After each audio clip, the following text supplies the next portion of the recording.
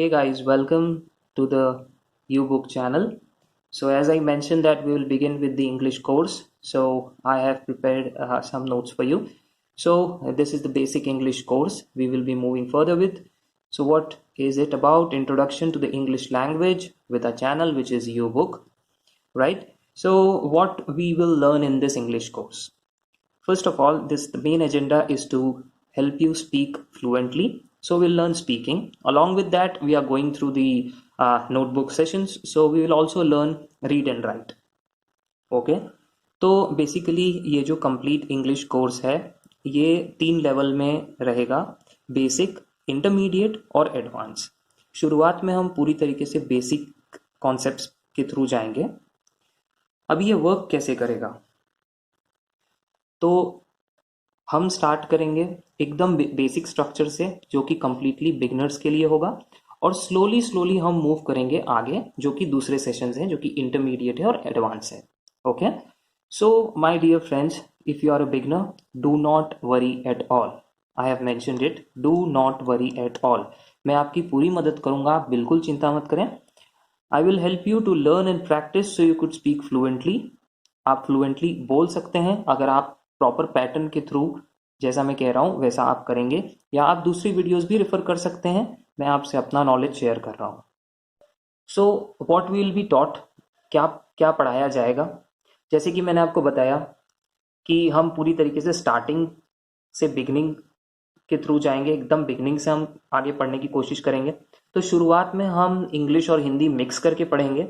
जैसे जैसे कोर्स आगे बढ़ता जाएगा हम उसमें इंग्लिश को ज़्यादा से ज़्यादा इन्वॉल्व करेंगे ताकि वो आपके कमांड में आ जाए, क्योंकि हमारा ह्यूमन ब्रेन, जैसे कि मैंने आपको बताया था, वो एक प्रोसेसिंग करता है। जैसा कि हम देखते हैं, जैसा हम सुनते हैं, जिस भाषा में हम बात करते हैं वो ऑटोमेटिकली हमारे माइंड में बसती जाती है।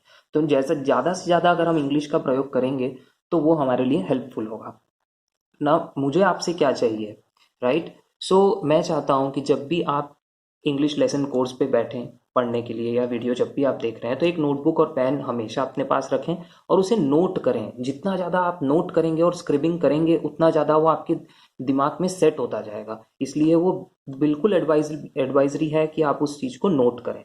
ओके, और डेली रिवीजन करें जो भी लेसन्स मैं आपको बता रहा हूँ, या जो भी आप अपने नोटबुक से पढ़ रहे हैं या बुक से पढ़ रहे हैं। मैं डिस्क्रिप्शन में कुछ बुक्स की लिंक्स डाल दूंगा ऑनलाइन जो आपके लिए हेल्पफुल होगी।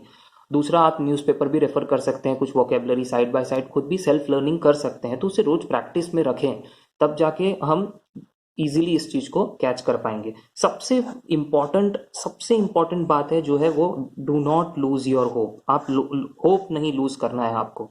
We have to create an endless hope from a hopeless end, because we have all thought about कि ये नहीं हो सकती, हम इंग्लिश लैंग्वेज नहीं सीख सकते। जब हम हिंदी सीख सकते हैं, हमारी मदर टंग सीख सकते हैं, तो हम ये भी सीख सकते हैं। डेफिनेटली हम सीख सकते हैं। You have to bounce back and we will make it possible. Okay, तो गाइज हम बेसिक लेवल में क्या पढ़ने वाले हैं कुछ दिन तक। हम पढ़ेंगे अल्फाबेट्स, वर्ड्स क्या होते हैं, सेंटेंसेस क्या होते हैं, छोटे छोटे सेंटेंसेस। उन सेंटेंसेस को और छोटे छोटे पार्ट्स में हम ब्रेक करेंगे, जिसके अंदर हम पार्ट्स ऑफ स्पीच के थ्रू जाएंगे और हम समझेंगे कि सेंटेंसेस फॉर्म कैसे होते हैं। Subject, object, right, and verb, इन तीनों का संगम करके ही सेंटेंस बनता है। तो हम ये सब चीजें पढ़ेंगे कि सब्जेक्ट क्या होता है, वर्ब क्या होता है, right, and then we will make this possible कि ऑब्जेक्ट क्या है, सेंटेंस में ऑब्जेक्ट क्या है, सब्जेक्ट क्या है और वर्ब क्या है। उस हिसाब से हम फिगर आउट कर सकते हैं कि हमें किस तरह से सेंटेंस बनाना है। Okay, so this will be an very basic level to make you comfortable, ताकि आप कंफर्टेबल हो जाओ कोई भी सेंटेंस बनाने के लिए। इसलिए हम इस पूरी प्रणाली से हम चलेंगे। Now what I want is आपका कोऑपरेशन और आपका पेशेंस। जैसे कि मैंने आपको बताया, आपको होप नहीं लूज करना है, तो ये आपको लेते हुए चलना है। आपका कोऑपरेशन मुझे देना है और पेशेंस आपको रखना है। डेफिनेटली आप ये कर जाओगे। So let's begin. Alright, so let's begin. So जैसे कि मैंने बोला था कि हम बेसिक से जाएंगे, क्योंकि ये बिगनर कोर्स है, तो हम alphabets, sentences, parts of speech समझेंगे। सो अल्फाबेट्स क्या होते हैं? अल्फाबेट्स यानी कि अक्षर, ठीक है। सेंटेंसेस यानी कि वाक्य, और पार्ट्स ऑफ स्पीच, ठीक है। तो इंग्लिश में अल्फाबेट्स होते हैं और फोनेटिक होते हैं। फोनेटिक यानी कि उच्चारण, राइट, फोनेटिक उच्चारण, अल्फाबेट्स अक्षर, ठीक है। तो ये अब आप ये टेबल थोड़ा गौर से देखिएगा, हो सके तो आप इसे नोट भी कर सकते हैं या फिर बस आप यहाँ वीडियो में देख सकते हैं। जैसे कि मैंने यहाँ पे लिखा है ABCDEFGHIJKLMNOPQRSTUVWXYZ, राइट। तो सबसे पहले आपको इसके उच्चारण को समझना होगा, यानी कि इसके साउंड को, इसके उच्चारण को आपको सही तरीके से प्रोनाउंस करना है, राइट। तो कुछ लोगों को हमने देखा होगा जैसे कि वो जेड को जेड बोलते हैं या जेड बोलते हैं, तो हमें जेड या जेड नहीं बोलना है, हमें बोलना है जेड, जेड, जेड, ठीक है। उसी तरीके से क्यू, राइट, तो क्यू नहीं है वो, क्यू, क्यू है वो, राइट। सो इसी तरीके से A B C D E F G H I, I नहीं है, I J K L M N O P Q R S T U V W X Y and Z. Okay, यहाँ पे मैं थोड़ा जोर दूंगा वी और W पे। कुछ लोग वी को वी बोलते हैं, वी, वो वी नहीं है, ह है ही नहीं यहाँ पे, वी, इट्स वी। आपको अपने होठों से, अपने जबड़ों से खेलना है। आप जैसे जैसे इसकी प्रैक्टिस करते जाएंगे आपका जो एक्सेंट है, एक्सेंट भी आपका सुधरता जाएगा। यही मेन वर्णमाला है जो आपको अच्छी तरीके से इनके स्वर आपकी जुबान पे होने चाहिए, ठीक है। उसी तरीके से है डब्ल्यू, राइट। तो जैसे कि हिंदी में लिखा है डब्ल्यू, आपको सिर्फ डब्ल्यू प्रोनाउंस करना है। कई लोग इसे प्रोनाउंस करते हैं डब्लू, डब्लू, डब्लू नहीं है वो, डब्ल्यू, राइट, डब्ल्यू। हिंदी में आप उसे लिख के देख लीजिए, वो है डब्ल्यू। ओके, सो ये हमारे हो गए अल्फाबेट्स और उनके फोनेटिक्स। ऑलराइट, सो नेक्स्ट है वर्ड्स एंड सेंटेंसेस। वर्ड्स क्या होते हैं, सेंटेंसेस क्या होते हैं। वर्ड्स यानी कि शब्द, जैसे कि हमने पीछे डिस्कस किया था, वर्ड्स यानी कि शब्द, ठीक है। वर्ड्स मेक सेंटेंसेस, शब्दों के प्रयोग से वाक्य बनता है। जो भी हम वाक्य बनाते हैं उसमें शब्द की तो जरूरत लगेगी ही, शब्द के बिना हम वाक्य नहीं बना सकते, राइट। तो वर्ड्स मेक सेंटेंसेस, शब्दों के प्रयोग से वाक्य बनता है, राइट। उसी तरीके से सेंटेंस क्या होता है, सेंटेंस यानी कि वाक्य, जो हम बनाते हैं वाक्य वो है सेंटेंस यानी कि वाक्य। सेंटेंसेस मेक पैराग्राफ्स, सेंटेंसेस से पैराग्राफ बनते हैं। जिस तरीके से वर्ड्स से सेंटेंसेस बनते हैं, उसी तरीके से सेंटेंसेस से हम पैराग्राफ्स बना सकते हैं। यानी कि वाक्यों के प्रयोग से हम अनुच्छेद बनता है, अनुच्छेद यानी कि पैराग्राफ, ठीक है। अब ये एक गौर करने वाली चीज है, जैसे कि मैंने आपको पीछे बताया था फोनेटिक्स, ठीक है, उच्चारण। तो आपको अगर सरल भाषा में उच्चारण सीखना है, जिसे हम कहते हैं प्रोनंसिएशन, ठीक है, उच्चारण, उच्चारण, ठीक है।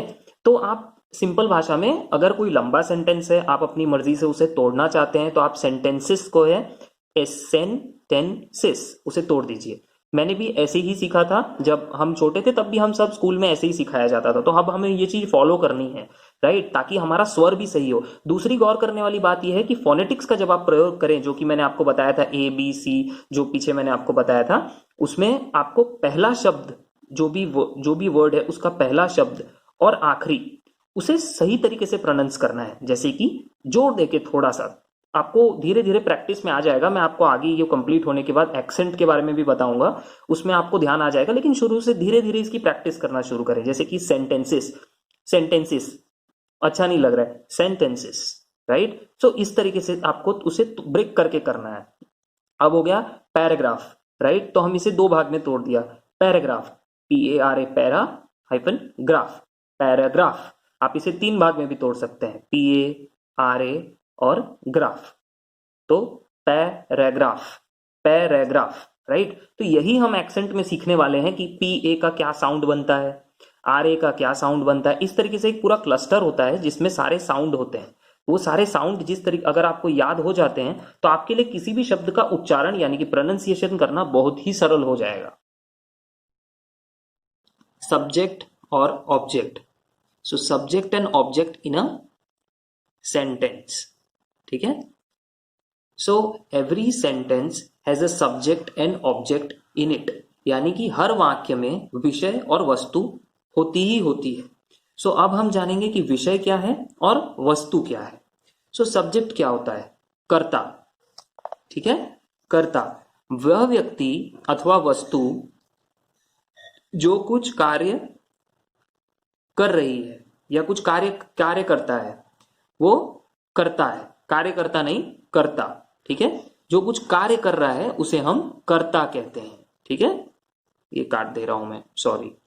सो वह व्यक्ति अथवा वस्तु जो कुछ कार्य कर रहा है उसे कर्ता कहते हैं, ठीक है। या फिर जो कार्य से संबंधित है, ठीक है। जो भी विषय कार्य से संबंधित है वह कर्ता है। अब हम जानते हैं कि कर्ता नाउन या प्रोनाउन हो सकता है, ठीक है। नाउन यानी कि संज्ञा, प्रोनाउन यानी कि सर्वनाम। अभी नाउन क्या होता है यानी कि संज्ञा। Noun is a part of speech that names a person, place, thing, idea, action and quality. यानी कि नाउन जो है वो पार्ट्स ऑफ स्पीच है, जो कि हम आगे जानने की कोशिश करेंगे। जैसे कि जो भी भाषा है इंग्लिश में, जो हम आगे सेंटेंसेस और सब जो हम सीख रहे हैं, ये सारे एक भागों में बटी हुई है। जैसे कि पीछे मैंने आपको बताया था कि शब्द, अक्षर, राइट। सो उस तरीके से भागों में बटी हुई है, इसलिए हम उसे पार्ट्स ऑफ स्पीच कहते हैं, जो हम आगे जानेंगे, ठीक है। तो नाउन जो है वो एक पार्ट्स ऑफ स्पीच है जो कि बताती है व्यक्ति के बारे में, जगह के बारे में, किसी चीज के बारे में, किसी विचार के बारे में, किसी क्रिया के बारे में, या किसी चीज की गुणवत्ता के बारे में। जिस तरीके से नाम, प्लेस, एक्सेट्रा एक्सेट्रा आप सोच सकते हैं अभी। ऑलराइट, तो अब हमने नाउन की बात कर ली, अब हम प्रोनाउन की बात करते हैं। तो प्रोनाउन यानी कि सर्वनाम। तो इसकी डेफिनेशन पढ़ लेते हैं। A pronoun is a word that takes the place of a noun, ठीक है। जैसे कि I, me, he, she, herself, you, it, that, they, each, etcetera etcetera, ठीक है। तो ये कहना चाह रहा है कि प्रोनाउन वो है, ठीक है, जो नाउन की जगह लेता है, ठीक है। जैसे कि हमने यहाँ पे बात की थी कि noun is a part of speech that names a person, place, thing, idea, action और क्वालिटी, ठीक है। तो उसी तरीके से जब हमें नाउन को दर्शाना होता है, नाउन को बताना होता है, तो हम प्रोनाउन, उसकी प्रोनाउन जो है वो नाउन की प्लेस लेता है उसे दर्शाने के लिए। जिस तरीके से जैसे कि हम यहाँ पे इट है, ठीक है, तो हम बोल सकते हैं कि it is a great quality food, ठीक है। It is a great quality food, it is a good idea, right. So इस तरीके से हम बोल सकते हैं आई एम दिस, मतलब जो भी नाम बता रहे हैं, आई एम सुरेश, या फिर this is this place is this, etcetera. इसके अंदर और भी ऐड होते हैं। तो उस तरीके से हम pronoun is a word that takes the place of a noun, noun की जो प्लेस लेता है नाउन को दर्शाने के लिए, वो है प्रोनाउन, ठीक है। तो एग्जाम्पल के तौर पे हम देख लेते हैं एक सेंटेंस, बच्चे कंप्यूटर सीख रहे हैं, ठीक है। तो अब बच्चे इसमें क्या है? सब्जेक्ट, कंप्यूटर जो है वो ऑब्जेक्ट है, और जो वो सीख रहे हैं वो कोई क्रिया कर रहे हैं जो कि लर्न कर रहे हैं, ठीक है। तो वर्ब हो गया, यानी कि वो कार्य कर रहे हैं, कार्य क्रिया एक ही है। तो वो कोई कार्य कर रहे हैं जो कि वो पढ़ रहे हैं, लर्न कर रहे हैं, तो वो एक क्रिया हो गई। तो हम जैसे कि सब्जेक्ट और ऑब्जेक्ट के बारे में बात कर रहे थे, तो हम साइड बाय साइड वर्ब को भी लेके चल रहे हैं ताकि आपका कॉन्सेप्ट क्लियर हो जाए। तो बच्चे कंप्यूटर सीख रहे हैं, बच्चे जो है वो सब्जेक्ट है, कंप्यूटर एक ऑब्जेक्ट है, सीख रहे हैं जो कि एक वर्ब है, कार्य कर रहे हैं। जिस तरीके से मैंने यहां लिखा है, इस वाक्य में कर्ता जो है वो बच्चे हैं जो कार्य कर रहे हैं, वो कुछ कार्य कर रहे हैं, कंप्यूटर सीख रहे हैं। अब इस वाक्य में ऑब्जेक्ट क्या है?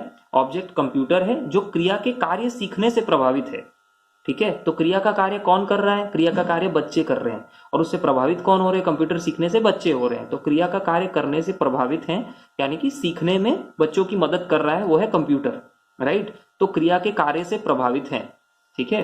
अब रूल एक है, एक थंब रूल है सेंटेंसेस बनाने का, जो आपके लिए हेल्पफुल रहेगा इस समय पे, वो आप यूज कर सकते हैं। वो है subject plus verb plus object. अभी हेल्पिंग वर्ब भी हो सकता है वो, ठीक है। तो subject plus helping verb plus object, जैसे कि मैंने आपको पीछे बताया था कि नाउन को दर्शाने के लिए प्रोनाउन यूज होता है, तो उस तरीके से subject plus helping verb plus object आपको यूज करके एक सेंटेंस बनाना है। इसे आप बिल्कुल तरीके से याद करके रखिए, ये आपको हेल्पफुल रहेगा। ये फॉर्मूला है आपका सेंटेंस बनाने का। आप उदाहरण के तौर पे फिर से आप ये देख सकते हैं, बच्चे कंप्यूटर सीख रहे हैं, सब्जेक्ट ऑब्जेक्ट, सीख रहे हैं वर्ब, और उसी तरीके से subject help verb plus object. ठीक है, ऑल राइट। तो अब ये जो है ये अब आपका कंट्रीब्यूशन है, इसमें आप कोऑपरेट करेंगे। Do it on your own which is a practice for you.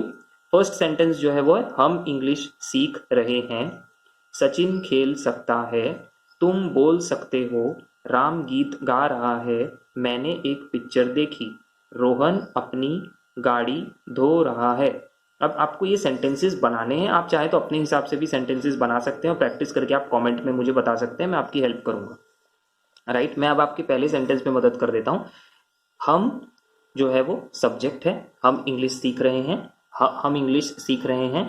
अब इसमें हम जो है वो है सब्जेक्ट, इंग्लिश जो है वो है ऑब्जेक्ट, सीख रहे हैं क्रिया के कार्य से प्रभावित है, ये क्रिया है, वो सीख रहे हैं जो कि वर्ब है।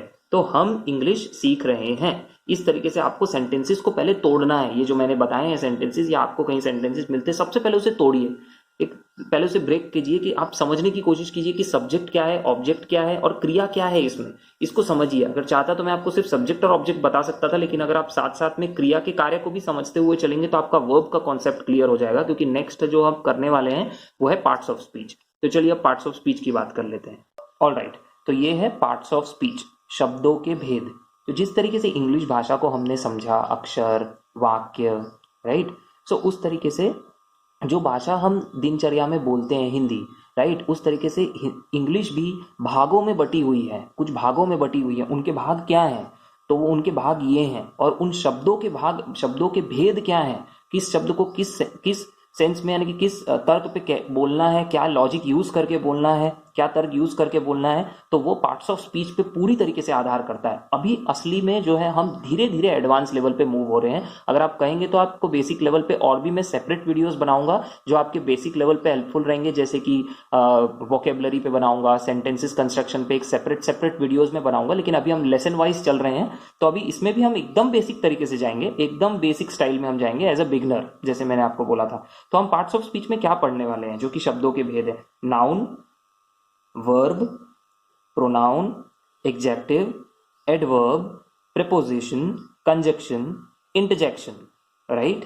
उसके बाद हम पढ़ेंगे आर्टिकल्स क्या होते हैं, टेंस क्या होता है, ठीक है, जो काल के समय को बताता है, मॉडल्स क्या होते हैं, एक्टिव वॉइस और पैसिव वॉइस क्या होता है, ठीक है। सो ये जो सेशन है ये थोड़ा सा लंबा जाएगा, लेकिन यही आपका मूल आधार होगा ग्रामेटिकली सही इंग्लिश बोलने का।